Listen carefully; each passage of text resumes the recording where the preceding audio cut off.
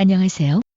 시청 부탁합니다. 진해 73주년 국군의 날 기념 행사는 이례적으로 경북 포항 영일만 회상에 마라도회 했습니다. 해병대 시간으로 육해공군에 함께하는 합동 상륙작전 작전명 피스메이커 가시면 되었습니다. 문재인 대통령은 방위 태세를 강조하며 멋지군 전력으로만 피스메이커 상륙작전을 국민들께 선물이라고 소개했습니다. 여기에 우리가 다행은 첨단 보기어 전략들을 동원해 시원함으로써 정예 강군으로 도약하려는 국군 의지를 표현했습니다. 그런데 이나 항상 보였던 열병식은 보이지 않았습니다. 흔히 병사들이 각을 잡고 줄을 맞추어 걷는 장면은 볼 수 없었던 것입니다. 그 대신 우리 군은 피스메이커를 통해 13분의 시간 동안 어떤 것 전부 두고 시집 공증 전역부터 지상 전역까지 전개되고 목표 확보까지 정확한 타이밍을 모두 보여줬습니다. 마치 실제 전투가 벌어지면 우리 군이 움직이는 것을 그대로 재현한 우리 군이 열병식 대신 실제 훈련을 보여준다는 문재인 대통령과 탁현민 비서관의 의지가 있었습니다. 그동안 열병식을 하기 위해 병사들은 행사 6개월 전부터 스파르타식 준비하게 되었습니다. 3년 전 문재인 대통령은 북한의 눈치를 봐서 열병식을 하지 않느냐는 질문에 국군의 날 행사 바뀐 것은 평화기도로 설명할 수도 있지만 장병들 관점에서도 해석되어 과거 국군의 날 행사를 하자면 장병들은 4월부터 준비를 해야 한다고 말했습니다. 문재인 대통령은 특히 여름철이면 훨씬 더 힘이 많이 든다. 기술단과 장병들이 발을 맞춰서 열병을 하는 것이 그게 보통 어려운 것이 아니라며 우선 사기 경우도 과거 여의도 광장에서 낙하산 점프를 했는데 TV 화면에는 사뿐히 낙하늘 장면에 나오지만 사실은 몇 달 전부터 고된 훈련을 하고 그거 조금 문제가 있었다고 했습니다. 실제로 그것 행사를 잠깐 하기 위해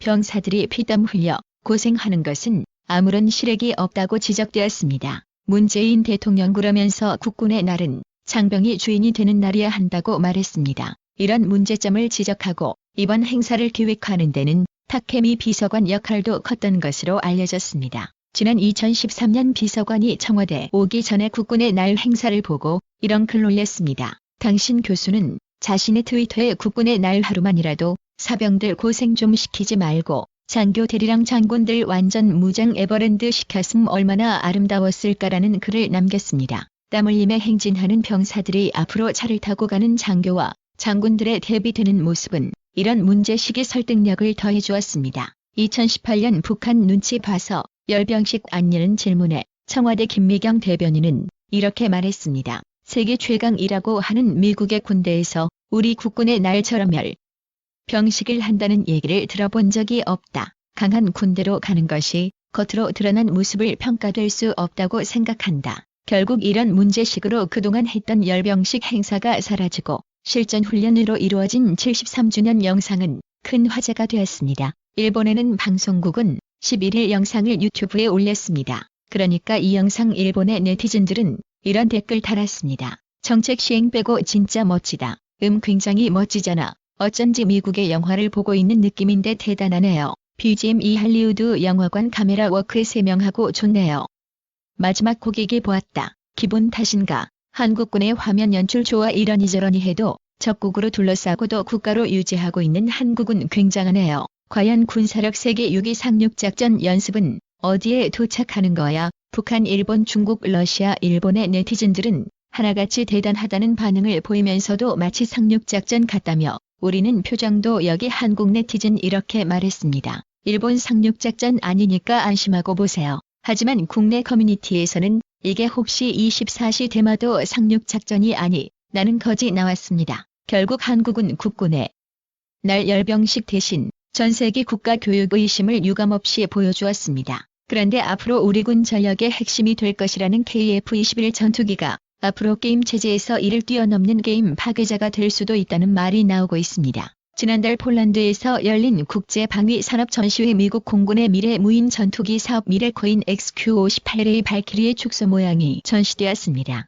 전문가들 한국에도 한국형 발키리가 필요하다고 말하고 있는데 지금 국내에서는 룰러, 스텔스 무인기를 개발하고 있습니다. 얼마 전 KF-21 공개 영상에서 KF-21 따라 비행했던 가오리 AS입니다. 지난 9월 말 국방과학연구소 국내 최초로 비행체 0.5 구조 기술 비롯하여 레이더 기술 안테나 내장 일체형 구조 경량 점퍼 서비스 도로 등 무인 경제 비타민 비행체 가능한 핵심 기술 사정을 개발 완료했다고 있습니다. 국방과학연구소 지내 2015년부터 가오리 X로 알려진 수 텔스 무인기 개발했는데 현재 70%를 개발한 상태로 알려졌습니다. 이후 2025년까지 890억 원을 들여서 개발 완료한 대로 목표를 가지고 있으면 10톤의 진인 전투기만큼 2개 내부 무장창 엔진이고 독일 상인 폭탄을 장착할 수 있을 것을 예상하고 있습니다. 앞으로 폐벌해되면 KF-21 한 대화 가을에 제대로 이루어진 한 개편되면 출력해도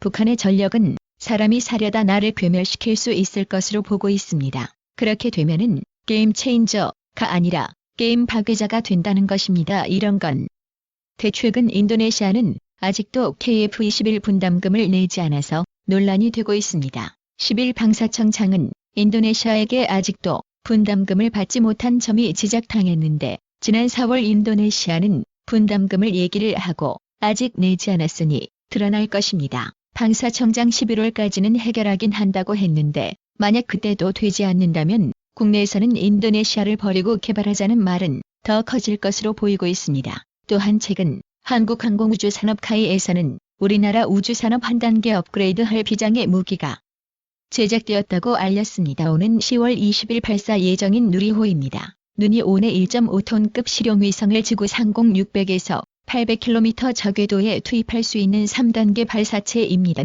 네, 지난 12년간 2조 원 가까이 투입돼 사상 처음으로 우리 힘으로 개발은 발사체로 큰 의미를 지니고 있습니다. 근대 우주개발 역사 30년 만에 대성가로 평가받고 있습니다. 그 먼 발체에 성공하면 해마루 전화도 위성 발사를 우리 위성으로 우리 땅에서 독자적으로 발생할 수 있는 능력을 파괴됩니다. 이번 발사 준비 장면을 본 한대만 이는 한국의 누리호 발사 한 달밖에 남지 않았다면서 이런 말 한마디라고 하며 한국을 이기고 싶다라고 써 부러움을 나타냈습니다. 한국은 이번에 성공하면 세계 7번째로 우주성 능력을 갖춘 국가로 발돋움하게 됩니다. 한국의 한국경차 세대 전투기와 스텔스 무인기 누리호턴 개발에 박차를 가하고 있는 동안 일본에서는 놀라운 사건이 벌어졌다. 주목을 받았습니다. 비행 중이다. 일본 F2 전투기에서 조정석이 덕기가 떨어져 나가는 사고가 일어난 것입니다. 후쿠오카 가이사키 기지에서 발전은 사고기는 조정석이 놀지된 상태로 60분 만에 소속 기지로 돌아와 긴급 착륙했습니다. 어른들은 덮개가 떨어져 나가면서 조종석에 비치된 비상용 사달이 사라졌다고 전했습니다. 항공자위대 사고를 계기로 모든 F2 전투기에 이상이 없는지 점검하는 한편 사고기가 떨어져 나간 부품이 더 있는지 확인하고 있다고 했습니다. 이는 일본 항공자위대 운영하는 구형 전투기로 2035년 전부터 퇴역시킬 예정인데 이를 대체할 차세대 전투기 개발을 추진하고 있지만 아직 아무런 성과를 보여주지 못하고 있습니다. 북한 김정은 22일 국방력 강화를 강조하면서도 우리 주적은 남조선이 남이국이 아니다라고 말했습니다. 특히 우리에게 동족끼리 무장 사용하는 끔찍한 역사는 되풀이 말아야 한다고 강조했습니다. 한 네티즌은 그럼 남은 한 나라밖에 없다고 했습니다. 시청해주셔서 감사합니다.